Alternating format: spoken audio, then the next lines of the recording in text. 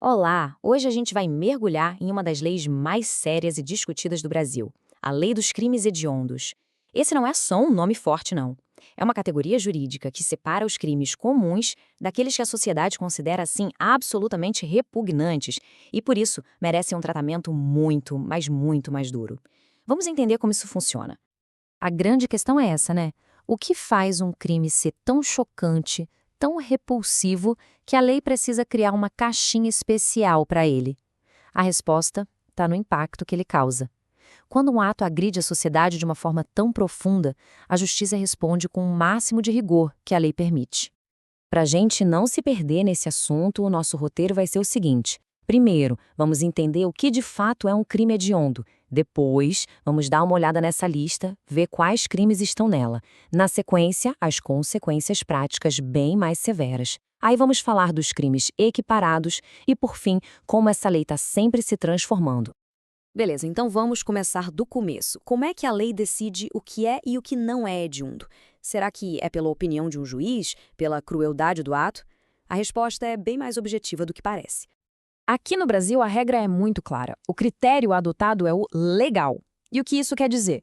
Quer dizer que um crime só é hediondo se ele estiver com todas as letras escrito na lei. Um juiz não pode olhar para um caso, por mais bárbaro que seja, e falar: esse crime me parece hediondo. Não.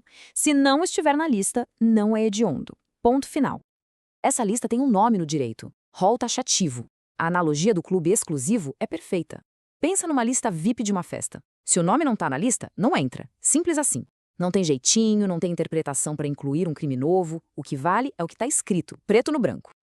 Ok, agora que a gente já entendeu a regra do jogo, vamos dar uma espiada nessa lista de convidados? Que crimes o legislador considerou graves o suficiente para entrarem nesse clube tão restrito?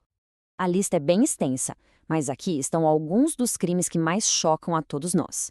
Estamos falando de homicídio qualificado, latrocínio, que é aquele roubo que termina em morte, extorsão mediante sequestro, crimes sexuais gravíssimos como estupro.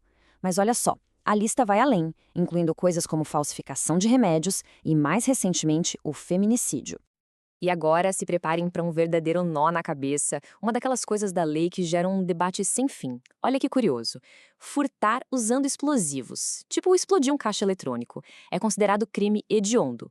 Agora, o roubo com o uso de explosivos, que é um crime ainda mais grave porque envolve violência ou grave ameaça contra uma pessoa, inacreditavelmente não entrou na lista.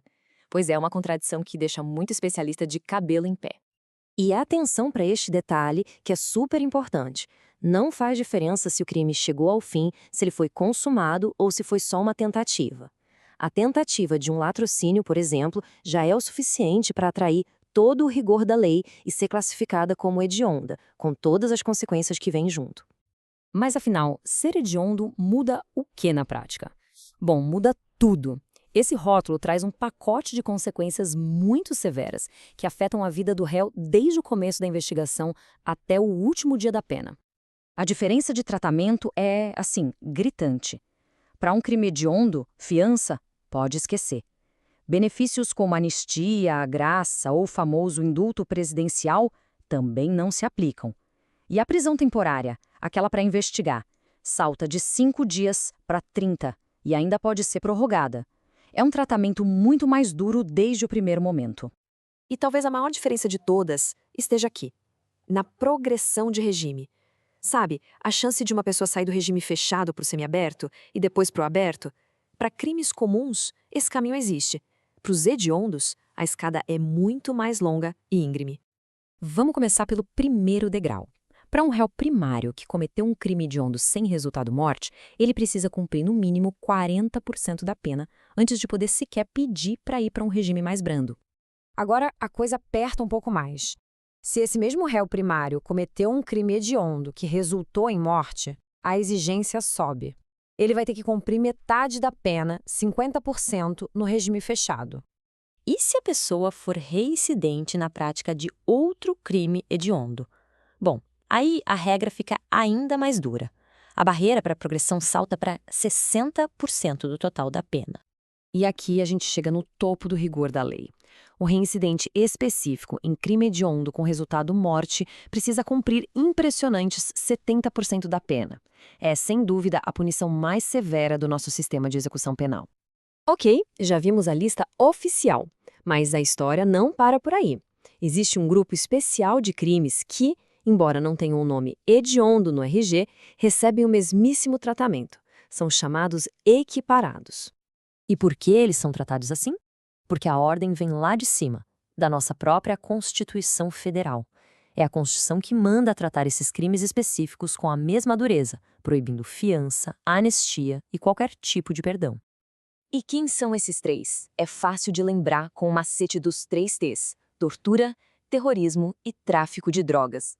Por essa determinação constitucional, esses três entram no mesmo pacote de regras rígidas dos crimes hediondos. Mas, como no direito quase nada é absoluto, aqui tem uma exceção gigantesca que gera muita confusão e é super importante de entender, principalmente quando o assunto é o tráfico.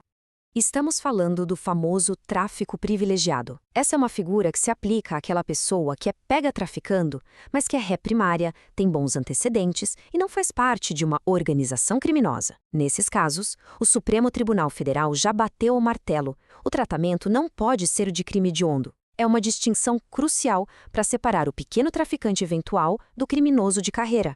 E para a gente fechar, um ponto fundamental: essa lei não é algo escrito em pedra. Pelo contrário, ela é um organismo vivo que reflete as angústias e os medos da sociedade e por isso muda com o tempo. Pensem só, a lei original nasceu em 1990, mas já foi muito alterada. A cada nova onda de crimes que choca o país, surge uma pressão para aumentar a lista. O pacote anticrime de 2019 incluiu novos tipos de roubo, por exemplo. Mais recentemente, o feminicídio entrou para a vista e já se discute incluir ataques violentos em escolas. Isso mostra como a lei se adapta para responder aos temores mais atuais da população. E tudo isso nos leva a uma reflexão final, né? A lista de crimes hediondos é, no fundo, um espelho do que a sociedade mais teme e repudia em cada momento da história. A grande pergunta que fica no ar é: com a transformação constante dos nossos valores, o que a próxima geração vai considerar um crime hediondo?